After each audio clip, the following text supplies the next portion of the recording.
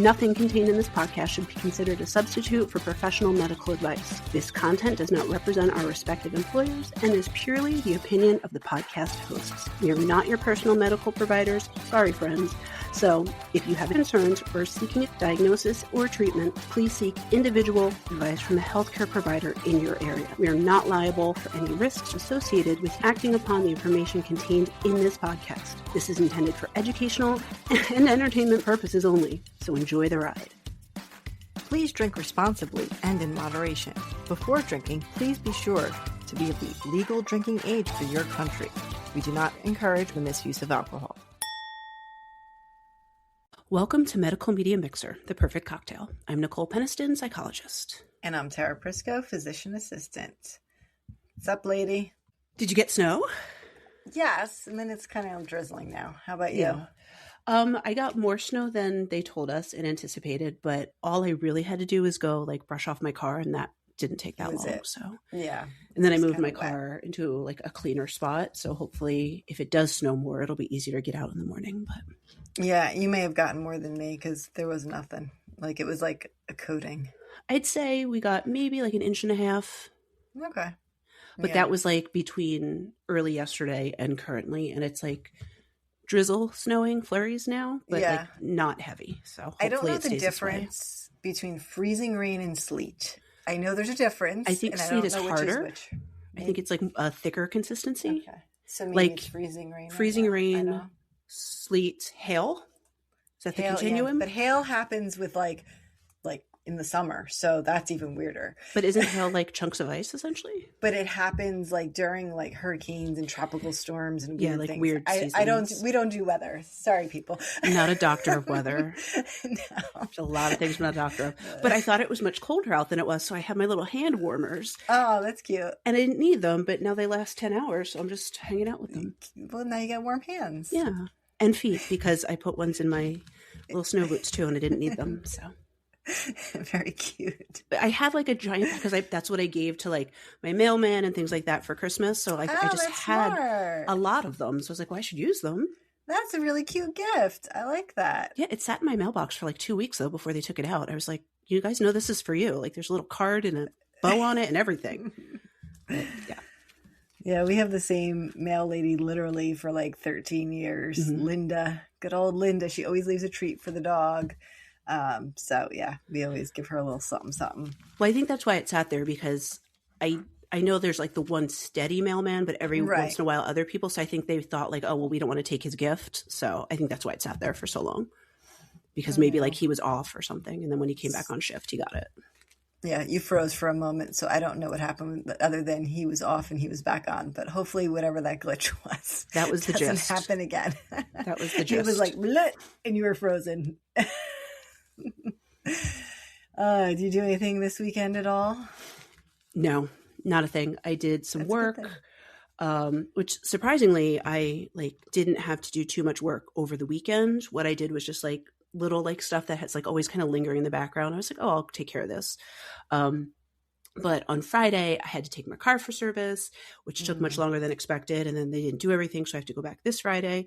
And then I had to go for my MRIA, whatever.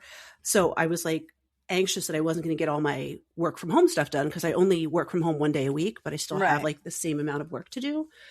But because everybody on Thursday was telehealth, I also worked from home on Thursday. So those two kind of helped me out, that I was able to not fall behind. So that was good. That's good. It's always good to come out on top and not be behind. Well, and even though I have the same amount of reports to write, those are from people who are already seen, but new patients, I don't know about you, but we've had a lot of cancellations in the beginning of the year with changes in insurance, people not meeting their deductible yet.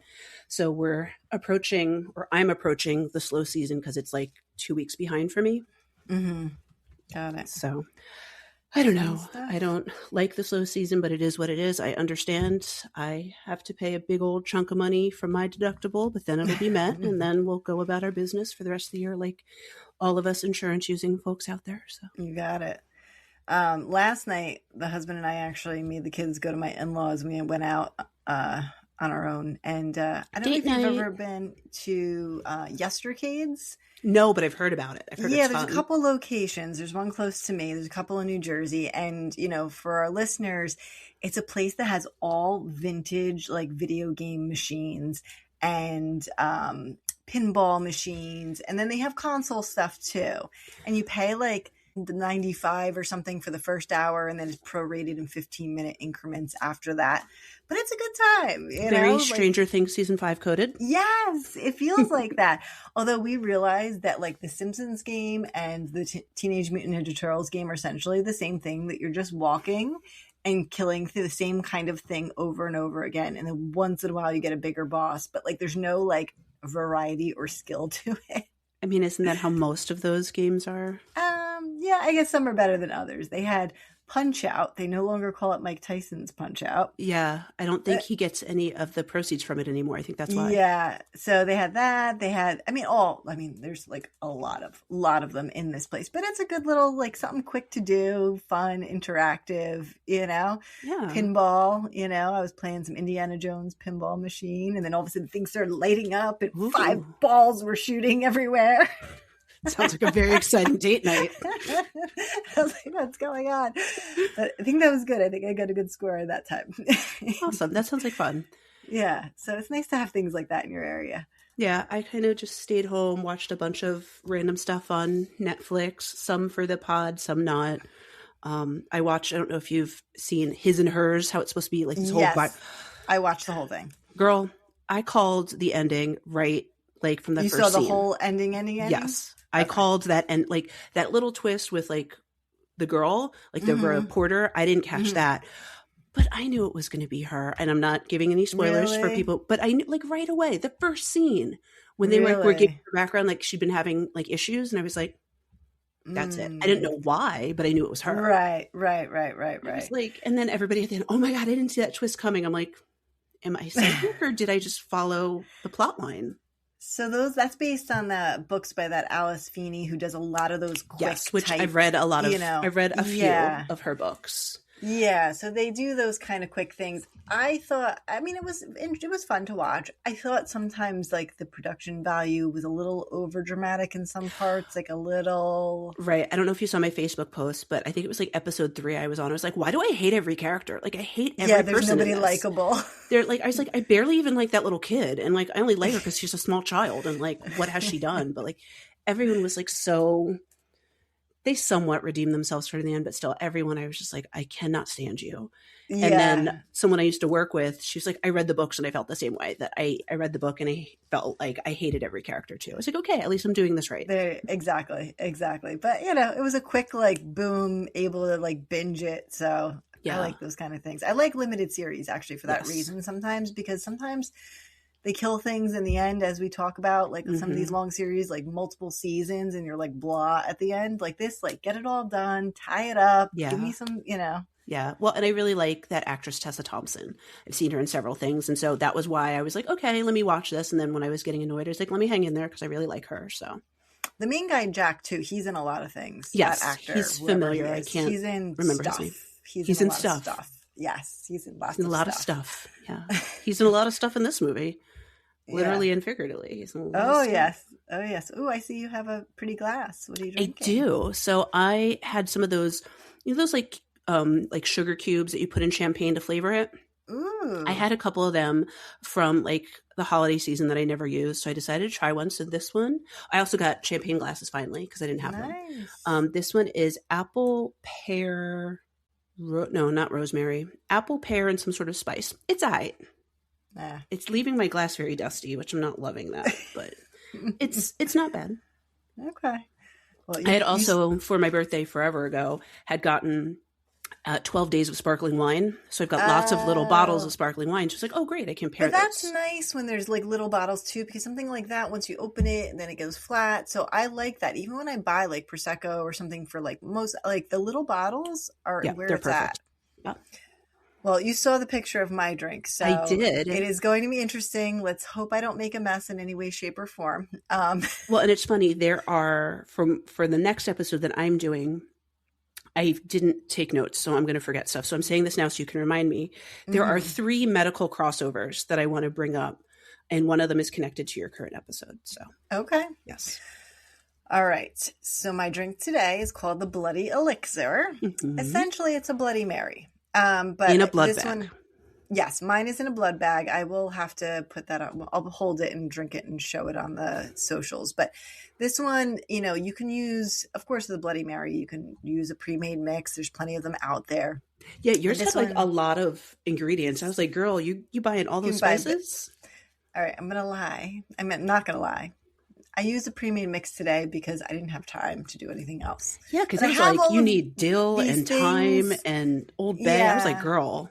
I have everything, I think, except for dill and horseradish in the house. And I was like, but anyway, this one is a little twist on a normal Bloody Mary. So the ingredients are Old Bay seasoning, 2 ounces of vodka, 1 teaspoon dried dillweed, 1 teaspoon ground white pepper, 1/4 teaspoon celery salt, 2 dashes Worcestershire, 2 dashes Tabasco, 1/2 ounce of elixir juice, which is a mixture of olive brine, dill pickle brine, and various other pickle brines, which they aren't very specific on that. Sorry, I was laughing because that TikTok, when you misread words, Worcestershire. Oh, yes. Oh, Worcestershire. There's all those Shire words, Gloucester, which is Gloucestershire, like, is the way it's spelled. There's something wrong with all Gloucester. Yeah. It's Worcester sauce.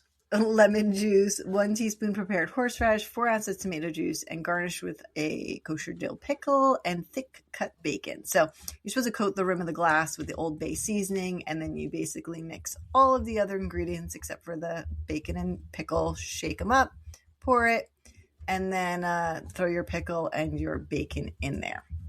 So I'm going to put mine on screen so we can see my lovely... What is this giving me? And sorry, there's like a little pop-up here. Beautiful. Here we go. So the picture I took is in the correct upright fashion. I'm not going to do that again because it's going to leak part, and I don't want it to leak. And there's like a little way to do the straw. Now, here. is this like a food grade bag, or did you just like steal a regular bag from work? And this is actually meant for cocktails. It's meant for like, I guess, vampire parties and things like that. Yeah. Like they came with like labels and stuff. Okay, here's a problem. I guess you have to squeeze it up to get it out. And then that's going to cause a mess if you squeeze too much. I'm going to have to be very mindful about how I drink this. But it is very good. Okay, so you do like a bloody. Well, that was my question. Are you a Bloody Mary person? I honestly, I've never tried one, but for a very long time, I didn't like tomato juice. I didn't like tomato soup. I'm coming around on tomato soup, so I feel like I need to try a bloody, but I need to try like a good one, like maybe one that's got like the bacon and crap in it, because I feel like that would help me get through it a little bit better. So, yeah, I mean, so I know since we've talked about this already before, you're an olive and a pickle person, so you like those kind of flavors. So some of those tend to be in here. Little spicy, which is nice. It's the tomato thing is kind of big though. So if you're coming around on tomatoes, we'll see. But I am definitely a Bloody Mary person. So if I went out to a brunch, it depends on what I'm going to eat for my meal. If I'm going to eat eggs, I'm going to do a Bloody Mary. If I'm going to do something sweet, probably I'll do a mimosa, depending. I had a really good Bloody Mary way back when I went to New Orleans, and now I'm not going to remember. I think it was called the Ruby Slipper, maybe. Ooh. It's like a breakfast place around there, something to that effect. And they had absolutely amazing ones with like the horseradish just like in there and stuff. So nice. I do like, so that's another question. Where are you on the horseradish front? Because I feel like that's another of those very distinct flavors. Yeah, I'm cool with horseradish. I mean, like used in things like this. Like I'm not going to just like eat it. I feel like it's not a very Americanized flavor condiment, but we've had enough exposure to it to know if we like it or not. Right, exactly. I think they say though, actually most wasabi now isn't real wasabi, that it's basically horseradish that's with colored like green. Spice in it. Yeah, that makes sense. So that they use. Forever ago, I did a cooking class with my mom. I had bought her like a gift certificate for her birthday, and we made our own like homemade horseradish, and it was really good. So. Oh, wow. I couldn't tell you what was in it, but we made it. Interesting. Yeah, it was cool. So this is good. I ended up using, because like I said, I was in a hurry. I had bought this bottle back when I thought about this episode a long time ago. I didn't have a drink at the time. It's called Zing Zang, I think is the brand. I've seen that before. It says it's America's #1. It's pretty darn good. It's got the right amount of spice. Like, I don't want it to be bland. So this is pretty tasty. Nice. So folks, try it however you want it. As a non-bloody drinker, are they usually spicy, or it depends? It's going to depend on what's in it. Yeah, I mean, the horseradish is supposed to give it some spice. Usually there's some sort of pepper in there. You could throw a little jalapeno juice. There's a lot of ways you could do this. But yeah, they're supposed to have a little bit of a kick. I feel like tomato's neutral enough that you can throw kind of any random spices in there and it would give it a kick. Exactly. Nice. So what I'm going to be covering is obviously blood related. But it's not tomato related. And I swear I'm not doing a series on purpose, but it is also a autosomal recessive condition. Okay. I have done 3 in a row, I think. In a row, yeah. Autosomal recessive conditions, and I'm doing one more, but that's a while out. But it was unintentional. It's just the way it worked out. Sometimes that's the flow you're on. It is. I guess I'm on genetics. So I'm covering 2 things. The main thing is Call the Midwife. Season 8, episode 2, called, it's going to give the name away, The Sickle Cell Story. Oh, I wonder what that's about. What's interesting is this gave historical context to it, which I thought was really interesting. I love the way the Call the Midwife really is accurate in the history of when these things happen, because that show starts in the 50s to the 60s, like it kind of goes through time. So this current one takes place in the 1960s London. And basically, we've talked a little bit before about Call the Midwife, but the concept is that there's like one local doctor for this area of London called Poplar, and then there's this house of nuns that's called the Nonnatus House, and they are all midwives and nurses. And then there's these other young nurses who live there in Nonnatus House who are not nuns, who also are nurses. And they're this team who goes out into the community and helps women to give birth in their home, but they also do a lot of other nursing duties, and they also hold like clinics in the big gym in town, like the big rec center. So there's a lot of like community involvement, and so of course they see things of all walks of life. So what's interesting, this one is basically featuring there's usually multiple storylines going on, but this features a family who came from Africa and who are living in the community, and they, basically show their son who's chronically ill. He's frequently like fatigued. He's often in pain. You see him running outside to go play, and he has to stop because his legs hurt. He's thin. He's failing to thrive. His symptoms kind of come and go. They can't really figure out what's going on. And, they, at this time, they really don't have answers. So at first they sort of treat it as it comes. They don't really have a diagnosis for him. Some people even kind of minimize the mother's concerns, say it could be stress because they moved, poor nutrition, or just being an overprotective parent.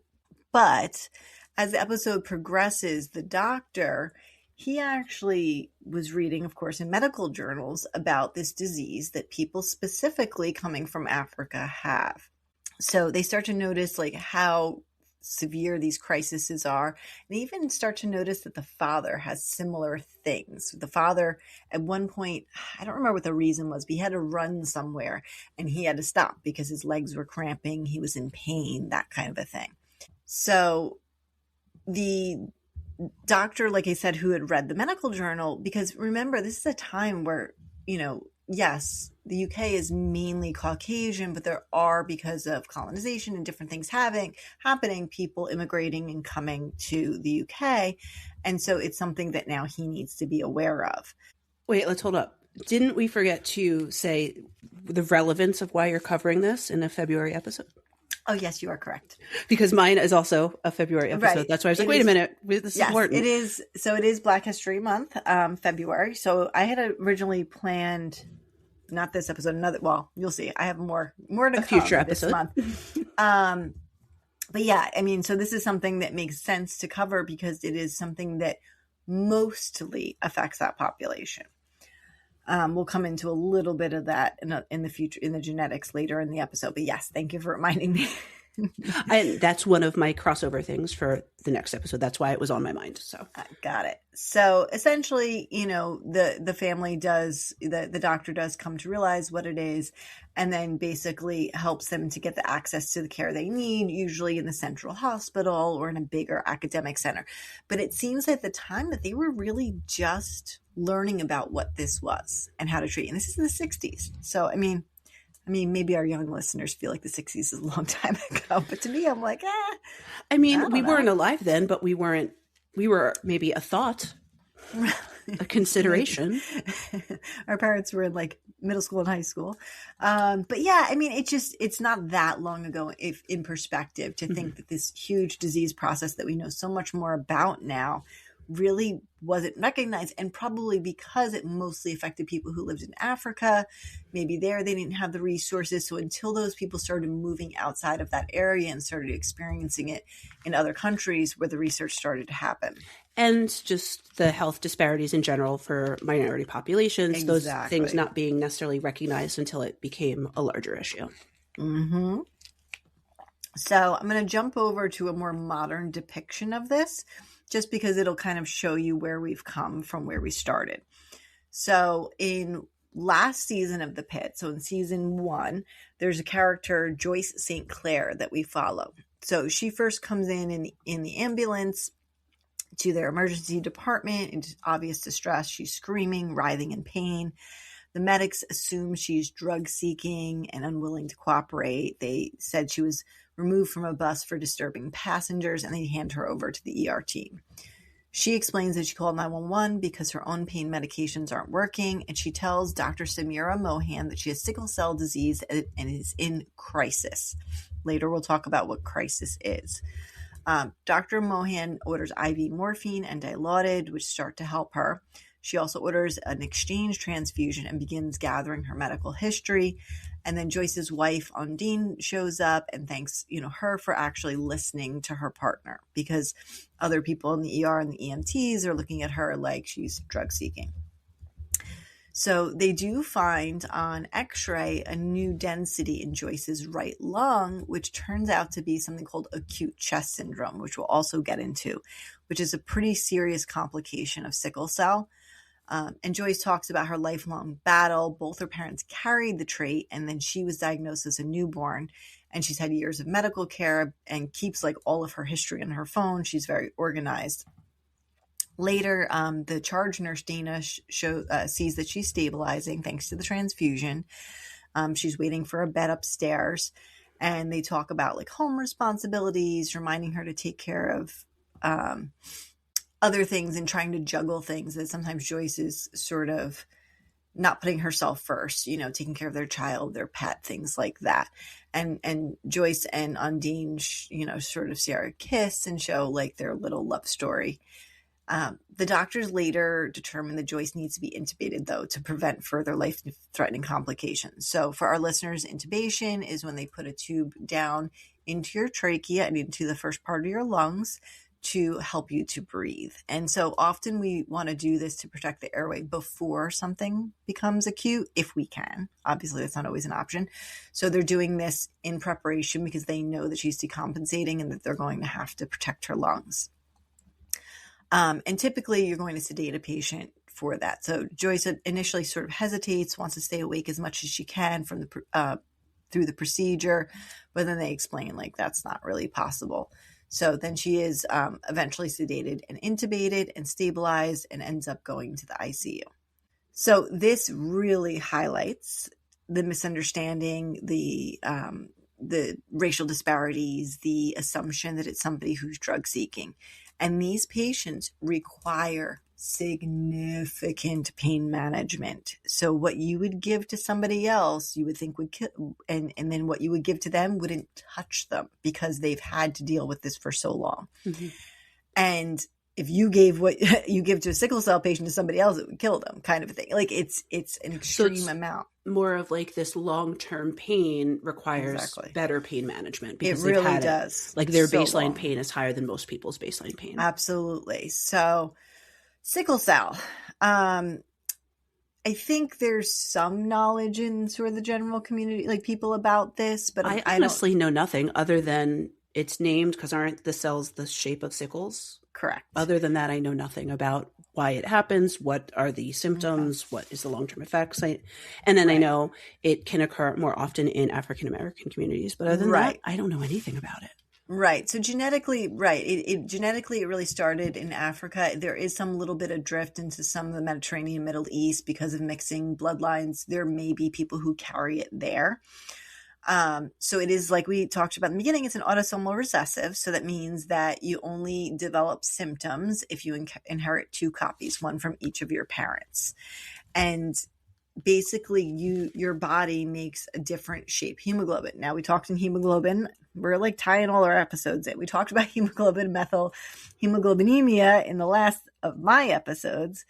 So hemoglobin, to refresh you, is what our body uses to carry oxygen to all of our tissues, and it's usually located inside our red blood cells. So the parents don't know necessarily that they carry it, and so of course then it can get passed on without them knowing. So there's sickle cell disease, which is you have both copies of it. So you have both of the bad copies of the sickled cells. There's trait, which is the carrier, and then there's a normal hemoglobin. So there's kind of 3 different options here. So when both parents have sickle cell trait, so both parents are not affected, but they carry 1 copy, they have a 25% chance that their child will have sickle cell disease, 50% chance their child will just carry it and not be affected, and 25% chance that they will be unaffected. And that goes back to your good old genetics Punnett square. If anyone remembers those little boxes, you got this up but here. But that's only 75%. What's that other 25%? No, 25, 50, 25. Oh, I thought you said 25, 50, and that was it. So yeah. I was just like, wait a minute. And, so, I mean, the odds there, it's not great. 25 is big odds. I wouldn't take those odds. So nowadays, if you know you carry it, there are ways, if you wanted to do something like IVF and have your embryos tested, that would be one way of going around it, or just having you and your partner tested, obviously, first to see if you both carry it. So one of the reasons, which I alluded to in the last time, that evolutionary wise, it persisted in Africa and these people didn't necessarily die out is because it had one benefit. It provides partial protection against severe malaria. Which you mentioned in the last episode. Right. So these people who maybe suffer and have all these pain and have all this, but they don't get malaria and die. So the way evolution works is people who live because they have an advantage, right, are going to continue to pass things down because they're living and procreating. The survival of the fittest. Exactly. Nowadays with modern medicine, I think survival of the fittest has changed a bit. Yes. But I mean, historically, that's why these genes persisted, because they didn't die out from the sickle cell as often as people were dying from malaria. So they were protected. So this includes like areas West and Central Africa, the Mediterranean, like we said, in the Middle East, and some of India, and of course the Caribbean, because they tend to have roots from Africa. And in the US and Europe, it basically disproportionately affects Black and Afro-Caribbean populations. So, people who've come here. So let's talk a little more in detail about what that is. So normal hemoglobin is flexible and round, allows the red blood cells to easily pass through your blood vessels and do what they got to do. The sickled hemoglobin is different. So sickle is because it's shaped like a hook, and it basically makes those red blood cells hook-like. So the hemoglobin's inside of them and they're hook-like shaped. So under low oxygen conditions like illness, dehydration, stress of any kind, your hemoglobin molecules stiffen a bit, and then plus they're sickled. So that becomes where they get at risk of getting caught up in your blood vessels, clogging, not getting things where they need to go. So that's what's interesting. They start sticking to each other. You kind of picture a bunch of little hooks all stuck to each other. And that's in the very tiny vessels. So your capillaries at the end of your fingers and toes. But of course, in your organs are also tiny little capillaries. And they can even actually break apart because they're all getting caught on each other. So some of them burst, and that is actually something called a hemolytic anemia, where other blood products are being spilled into your body. So in the end, they're not moving oxygen like they should. They're clotting in these places where then the oxygen is not getting there, inflammation, and then damages their organs essentially. Any questions so far? Because this is a little bit of a sciencey, heavier one. No, but thank you for asking. Well, I guess like I had a question, but then I was listening, so I got rid of the question. But you were saying like it happens mostly in people of African and African American descent. And I was like, well, can other people get it? But I guess unless both parents carry the traits. Right. So theoretically, right. Mediterranean, Middle East. I mean, because the population is, like we talked about with the methylhemoglobinemia, our population is more diverse now. We are mixing through, different ethnicities, having children of mixed races, mixed ethnicities. It's a good thing genetically because things like that are less likely to match up and happen. But yeah, you could absolutely have somebody who appears, right, Caucasian, but they're Mediterranean and there's a little bit of African blood in that Mediterranean population. And bad luck, it could just boom, two people together could happen. Well, and that's how genetics works. It kind of is, even though there's a likelihood and we can predict, sometimes it is just a crapshoot too. So it is. I mean, you might not expect it, yes. And then it happens. Don't mind Evie, the barking. All the children are here, but the other child, the dog, is going to bark. Of course. She's got something to say. She has questions. You asked if the audience had any questions. True. And Evie has a lot of questions about sickle cell. She wants to know, do dogs get it? Not that I know of, but I'm not a veterinarian. Yeah. So baseline, they have chronic anemia, which is going to give them shortness of breath, delayed growth. They can have jaundice because, like I said, when those cells break open, bilirubin goes out into your body, which causes jaundice. I didn't know that's where bilirubin was from. Where jaundice was from, yeah. Jaundice. Well, I knew that, but I didn't know that bilirubin was from the cells breaking open. So it comes from your liver, but it also is inside your cells when you have hemolysis. Hemolysis means breaking, lysis of blood vessels, or blood cells. It can come out from there too. That's one of the ways. So that's a whole other thing. Indirect bilirubin. That's a whole nother. Yes, that's another episode. I've heard, I guess, about indirect. That's when it's passed on from mother to child. So it has to do with where it came from. We all have Billy. So that would be indirect from what I'm referencing. In our body, we have indirect and both indirect all the time. Yeah, okay. That's a whole another other episode. Thing. Yes, we could talk about jaundice and babies and all that another time. Okay. But they also can get painful swelling of their hands and feet because, again, those little teeny tiny capillaries. And so sometimes in a baby, that's one of the first things they see. And then they're very susceptible to, life-threatening infections from specifically with something called encapsulated bacteria, which don't infect us so much because their spleen is really being messed up by the sickle cell. And so they have what they call functional asplenia. So your spleen is part of your immune system. I'm laughing because I'm like, oh, that's another thing. I don't know what it does. I know I got one. The spleen is kind of like this magical organ that luckily doesn't mess with us for the most part. There's only a few things we deal with the spleen with. Like, don't get hit there. That's not good. Doesn't it hold all the toxins? So that's why we don't want it. No, your liver clears the toxins. No, okay. It's just because there's a lot of blood flow to your spleen. So if it gets hit, blood you can bleed out. Yeah. Okay. So don't hit your spleen. Mono affects your spleen. Lymphomas affect your spleen. Things like sickle cell affect your spleen. And I know when you have it taken out, it's a splenectomy. Correct. And so I just functional asplenia means without a spleen. So even though you physically have it, it's been damaged so much by these sickle cells because your blood cells go there to break down and get rid of and recycled. It's kind of messed up, so you can't fight his infections as well.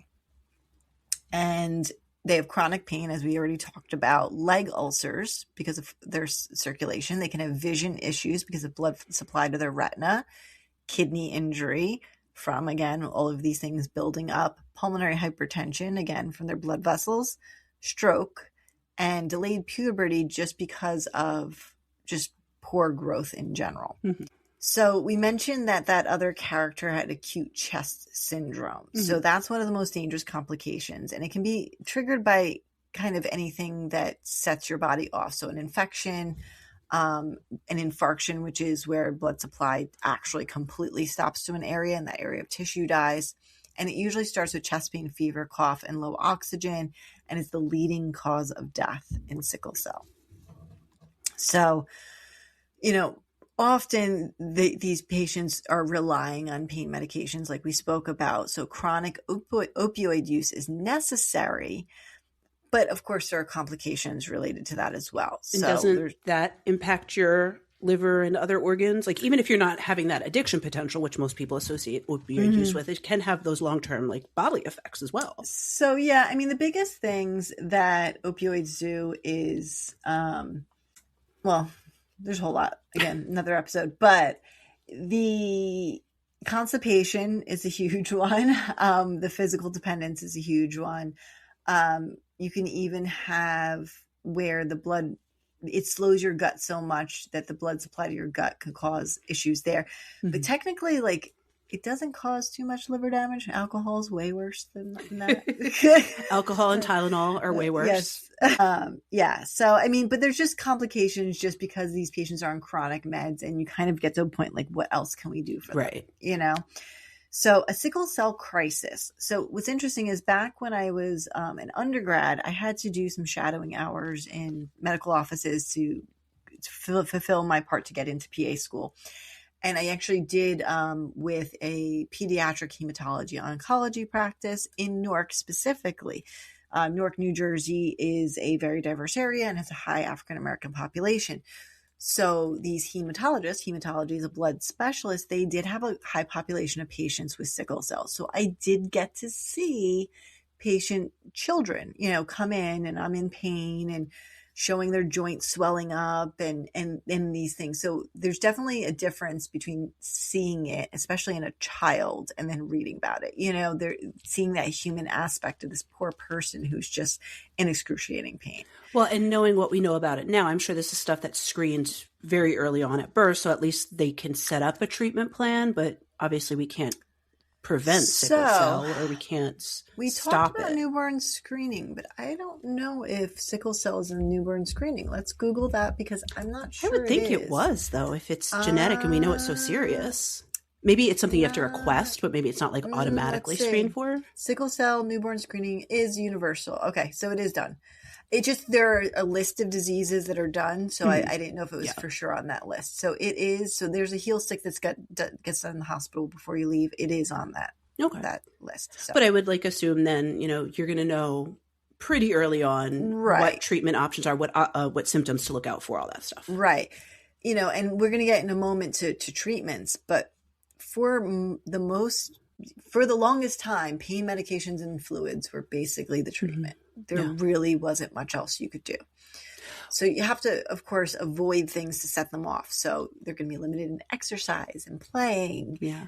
Knowing what we know about it now and that it's part of screening, do you think there's more genetic counseling done about it before people have children, or you don't think it's to that level yet? No, I do not think it's part of genetic counseling in a normal pregnancy. Yeah. It's really not. If you know that some people in your family have it, then of course that would be brought up. But as far as a general population, just it's not something that happens prior to birth. Yeah, and for people who don't know what genetic counseling is, it's essentially if you are planning to have a child, or you know that you are a carrier of some sort of significant genetic disorder, most doctors will encourage you to go genetic counseling either prior to pregnancy or during pregnancy. So that way you kind of know what is ahead for you, for your child, health complications, risks, benefits, all that stuff. Exactly. So once, this person is here, we're trying to avoid triggers. So dehydration, emotional or physical stress, cold exposure, high altitude. So you're not going to be going to the top of any mountains. Me neither, but I don't have sickle cell. Infection, fever, things like that. And the pain can be sudden, intense, very unpredictable. Sometimes you just don't know, but the joints are often where they feel it the most. Sometimes it's described as comparable to childbirth or kidney stones, which are two of the things that you've heard people say are the most painful things. So imagine having that on a regular basis,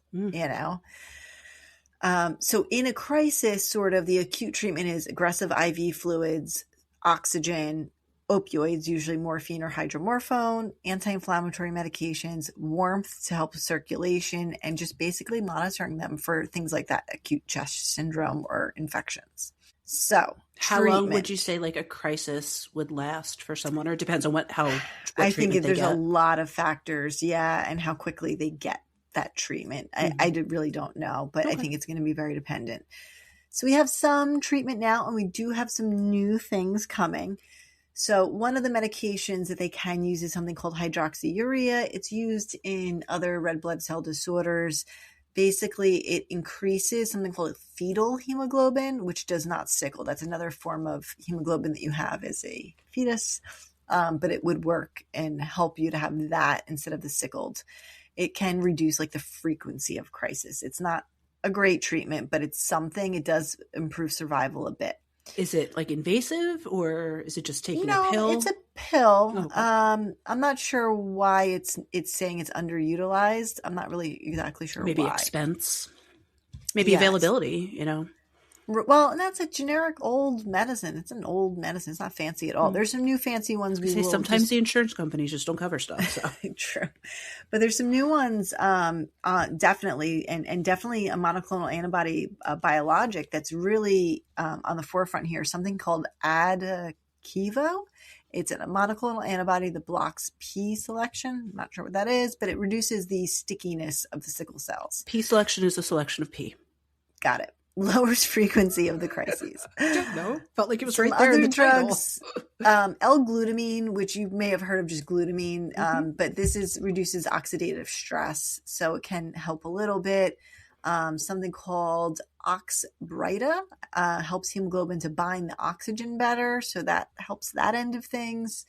And then just like chronic transfusions. So did we talk about transfusions with something else? I feel not like in depth. Probably not in depth, though. One of the risks, we did talk about blood type. So one of the risks of transfusion is even if it's a correct blood type, there are other little antibodies on there. And if you have repeated transfusions. We talked about it in the House episode about lupus. Yes. If you have repeated transfusions, you can get sort of your immune system starts to reject it. So there's I'm also thinking like that's not really sustainable to like repeatedly need transfusions over and over again. Like, you're supposed to be like treating the source of needing that. Yeah. But it's sort of where we're at. It's what we got. Yeah. And then of course the pain management. But one of the newer things is using bone marrow and stem cells to actually help. And I had just seen an article recently about that. So that helps to replace the sickle producing blood marrow or bone marrow with healthy donor cells. Best if it's a matched sibling or someone along those lines. It has all those typical things that any bone marrow transplant would have, is risk of infection, risk of, finding somebody that matches, access and cost. But here's some of the newest thing. Gene therapy. This is, we're talking 23 to 24. It just is came about. And so there's 2 therapies currently approved. One is called Casgevy. It uses CRISPR-Cas9 gene editing. It reactivates that fetal hemoglobin we talked about and prevents sickling at a molecular level. And another one called Lyfgenia. I don't know. I want to name nail polishes and drugs because they don't always make sense. No. Uses lentiviral gene addition. It adds a modified hemoglobin gene that resists sickling, and it has a dramatic reduction of these crises. And patients can become functionally cured, which is amazing. There's still a lot of long-term data that they're coming, following, but they're probably not doing it on a large group. It's probably a small N. But I guess, here's the thing. It is a small world, the sickle cell world. So your hematologist, if they're anywhere related to an academic center, I'm sure they're reading about these things and will help you find a trial if you qualify. But I'm saying I don't think this is something that's widely available to a lot of people yet. It's pretty new. Yeah. So, as we talked about, the health disparities, Black patients with sickle cell are often disbelieved, called drug seekers, long wait times in ERs, under-treating their pain. Well, and it sounds like if you go to an ER for it, there's only so much they can do for you anyway. So, Yeah, They're but going to that's what turn you you out you as have soon as no possible. option. But you have no option at that point to do anything else. Get your fluids and get your pain meds and hope for the best. But, I'm hoping now with these new treatments, I think we'll be seeing some changes in the future. And like we said, with mixed gene pools, hopefully things like this are also dying out. Living in a world that is connected globally, we're mixing our gene pools more. And so, that's not a bad thing.